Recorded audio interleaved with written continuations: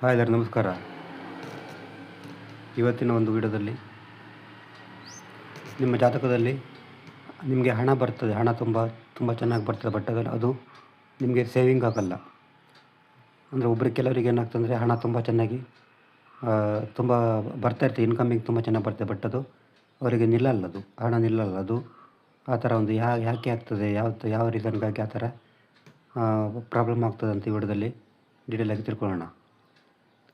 ಹಣದ ಖರ್ಚು ಜಾಸ್ತಿ ಆಗುವಂಥ ಒಂದು ಯೋಗ.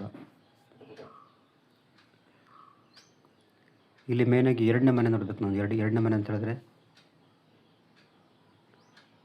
ಅದು ನಿಮಗೆ ಬರುವಂಥ ಒಂದು ಹಣದ ಮನೆ ಅಂತ ಹೇಳ್ಬೋದು. ಎರಡನೇ ಮನೆ ಧನಭಾವ ಅಂತ ಹೇಳ್ಬೋದು. ಎರಡನೇ ಮನೆ ಅಂತ ಹೇಳಿದ್ರೆ ಧನಭಾವ. ಎರಡನೇ ಮನೆ ಅಂತ ಹೇಳಿದ್ರೆ ನಿಮಗೆ ಬರುವಂಥ ಒಂದು ಹಣದ ಬಗ್ಗೆ ಸೂಚಿಸ್ತದೆ. ಈ ಎರಡನೇ ಮನೆ ಇದಕ್ಕೆ ಸಂಬಂಧಪಟ್ಟಿದೆ. ಇಲ್ಲಿ ಮೊದಲನೇದಾಗಿ ಅಂತ ಹೇಳಿದ್ರೆ ರಾಹು ಅಥವಾ ಕೇತು ಎರಡನೇ ಮನೆಯಲ್ಲಿ ಏನಾದರೂ ಪ್ರಭಾವ ಬೀರಿದ್ರೆ, ಇಲ್ಲಿ ಎರಡನೇ ಮನೆಯಲ್ಲಿ ಏನಾದರೂ ರಾಹು ಗ್ರಹ ಇದ್ದರೆ ಅಥವಾ ಇಲ್ಲೇನಾದರೂ ಕೇತು ಗ್ರಹ ಇದ್ದರೆ ಅದವರಿಗೆ ಏನಾಗ್ತಂದರೆ ಅದು ಹಣ ಬರೋದಿಲ್ಲ ಅಂತ ಹೇಳ್ಬೋದು. ಎರಡನೇ ಮನೆ ರಾಹು ಮತ್ತು ಎರಡನೇ ಕೇತು ಎರಡನೇ ಮನೆಯಲ್ಲಿದ್ದರೆ ಅಥವಾ ಎರಡನೇ ಮನೆಗೆ ಸಂಬಂಧ ಬೀರಿದರೆ ಅದು ಅವರಿಗೆ ಹಣ ಬರಲಿಕ್ಕೆ ಕಷ್ಟ ಆಗ್ಬೋದು ಅಥವಾ ಹಣದ ಹರಿವು ಕಮ್ಮಿ ಆಗ್ಬೋದು. ರಾಹು ಇದ್ರಂತೂ ಹಣ ಹೆಚ್ಚು ಖರ್ಚಾಗತ್ತೆ. ಅಥವಾ ಇಲ್ಲಿ ದೃಷ್ಟಿ ಇದ್ರೂ ಕೂಡ ಆಗುತ್ತೆ. ಎರಡನೇ ಮನೆಗೆ ದೃಷ್ಟಿ ಇದ್ದರೂ ಕೂಡ, ರಾಹುವಿನ ದೃಷ್ಟಿ ಇದ್ದರೂ ಕೂಡ ಅವರಿಗೆ ಹಣ ಬರಲಿಕ್ಕೆ ಕಷ್ಟ ಆಗ್ಬೋದು. ನಂತರ ಬಂದುಬಿಟ್ಟು 11ನೇ ಮನೆ ಅಧಿಪತಿ ದುರ್ಬಲ ಆಗಿದ್ದರೆ, ಇಲ್ಲಿ 11ರ ಅಧಿಪತಿ ಏನಾದರೂ ತುಂಬ ದುರ್ಬಲ ಆಗಿದ್ದರೆ ಕೂಡ ಅವರಿಗೆ ಹಣ ಖರ್ಚು ಹೆಚ್ಚಾಗ್ಬೋದು. 11ನೇ ಮನೆ ಅಂದರೆ ಲಾಭಸ್ಥಾನ. ಇಲ್ಲಿ ಇದರ ಅಧಿಪತಿ ಏನಾಗ್ತಾರೆ,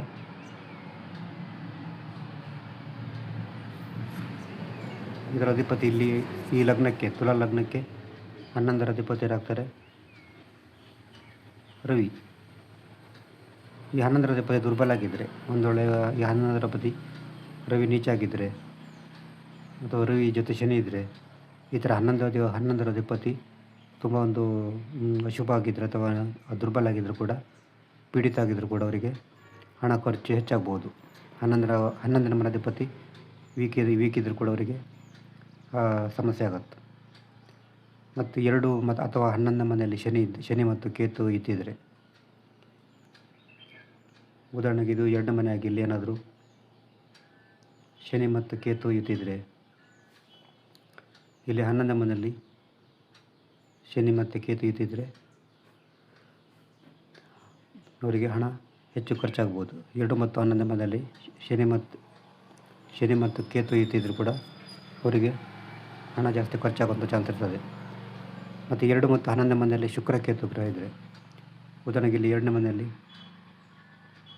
ಶುಕ್ರ ಮತ್ತು ಕೇತು ಸಂಯೋಗ ಇದ್ದರೆ, ಇದು 11ನೇ ಮನೆಯಾಗಿ ಇಲ್ಲಿ ಏನಾದರೂ ಶುಕ್ರ ಮತ್ತು ಕೇತು ಇದ್ದರೆ ಇದು ಕೂಡ ಅವರಿಗೆ ಹಣದ ಹರಿವು ಜಾಸ್ತಿ ಖರ್ಚಾಗುತ್ತೆ ಅಂತ ಹೇಳ್ಬೋದು. ನೆಕ್ಸ್ಟ್ ಬಂದುಬಿಟ್ಟು 11ನೇ ಮನೆ ಅಧಿಪತಿ ಮತ್ತು 2ನೇ ಮನೆ ಅಧಿಪತಿ 12ನೇ ಮನೆಯಲ್ಲಿದ್ದರೆ, ಉದಾಹರಣೆಗೆ ಇದು ಲಗ್ನ ತಿಳ್ಕೊಳ್ಳಿ, ಇದು 1ನೇ ಮನೆ.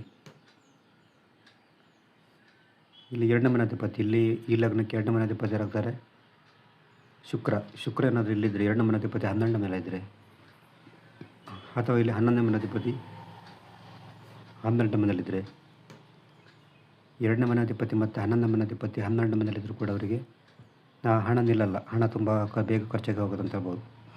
ನೆಕ್ಸ್ಟ್ ಬಂದುಬಿಟ್ಟು ಗುರು ದುರ್ಬಲ ಆಗಿದ್ದರೆ, ಗುರು ಗ್ರಹ ತುಂಬ ವೀಕ್ ಆಗಿದ್ದರೆ, ದುರ್ಬಲ ಆಗಿದ್ದರೂ ಕೂಡ ಅವರಿಗೆ ಹಣ ನಿಲ್ಲಲ್ಲ ಅಂತ ಹೇಳ್ಬೋದು. ಗುರು ನಿಜ ಆಗಿರಬಾರ್ದು, ಗುರು ದುರ್ಬಲ ಆಗಿದ್ದರೂ ಕೂಡ ಅವರಿಗೆ ನಿಜ ಇದಾಗಿಲ್ಲ. ಮತ್ತು ಗುರುಗ್ರಹ 6, 8, 12ನೇ ಮನೆಯಲ್ಲಿದ್ದರೆ, ಗುರುಗ್ರಹ 6, 8, 12ನೇ ಮನೆಯಲ್ಲಿದ್ದರೂ ಕೂಡ ಅವರಿಗೆ ಹಣ ಬೇಗ ಖರ್ಚಾಗತ್ತೆ. ಮತ್ತು ಒಂಟಿ ಚಂದ್ರ ಜಾತಕದಲ್ಲಿ ಒಂಟಿಯಾಗಿದ್ದರೆ, ಆ ಕಡೆ ಏನೋ ಗ್ರಹಗಳಿದ್ದರೂ ಕೂಡ ಅವರಿಗೆ ಹಣ ನಿಲ್ಲಲ್ಲ ಅಂತ ಆಗ್ಬೋದು. ನಂತರ ಚಂದ್ರ 12ನೇ ಮನೆಯಲ್ಲಿದ್ದರೂ ಕೂಡ ಅವರಿಗೆ 12ನೇ ಮನೆಯಲ್ಲಿ ಚಂದ್ರ ಇದ್ದರೂ ಕೂಡ ಅವರಿಗೆ ಹಣ ನಿಲ್ಲಲ್ಲ. ನಂತರ ರವಿ ಶುಕ್ರ ಯುತಿ 2ನೇ ಮನೆಯಲ್ಲಿದ್ದರೆ, 2ನೇ ಮನೆಯಲ್ಲಿ ಏನಾದರೂ ಸೂರ್ಯ ಮತ್ತು ಶುಕ್ರ ಯುತಿ ಇದ್ದರೆ ಇದು ಕೂಡ ಅವರಿಗೆ ಹಣ ಖರ್ಚಾಗ್ಬೋದು. ಆಮೇಲೆ 2ನೇ ಮನೆಯಲ್ಲಿ ಮಂಗಳ ಗ್ರಹ ಅಶುಭವಾಗಿದ್ದರೆ, ಇದು ಲಗ್ನ ಆಗಿದ್ದು 2ನೇ ಮನೆಯಲ್ಲಿ ಮಂಗಳ ಗ್ರಹ ಅಶುಭವಾಗಿದ್ದರೂ ಕೂಡ, ಇದು ಅಶುಭವಾಗಿದ್ದರೆ ಅಥವಾ ಅಶುಭ ದೃಷ್ಟಿಯಿಂದ ನೋಡಲ್ಪಟ್ಟು ಕೂಡ ಅವರಿಗೆ ಹಣಕಾಸಿನ ಸಮಸ್ಯೆ ಆಗ್ಬೋದು.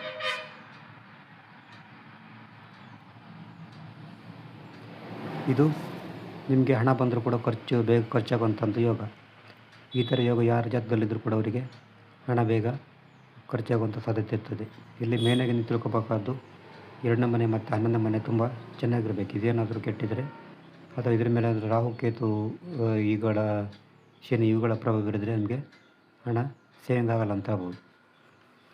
ನಿಮ್ಗೇನೋ ಜಾತಕ ವಿಚಾರ ಮಾಡಬೇಕಂದ್ರೆ ಒಂದು ವಾಟ್ಸಪ್ ಸಂಖ್ಯೆ ಅಥವಾ ದೂರವಾಣಿ ಸಂಖ್ಯೆ 70 906 37 934 ಈ ನಂಬರಿಗೆ ವಾಟ್ಸಪ್ ಅಥವಾ ಕಾಲ್ ಮಾಡಿದರೆ ಜಾತಕದ ಬಗ್ಗೆ ಡೀಟೇಲ್ ತಿಳಿಸಿಕೊಡ್ತೇವೆ. ನೆಕ್ಸ್ಟ್ ಸಲ ಬೇರೆ ನಮಸ್ಕಾರ.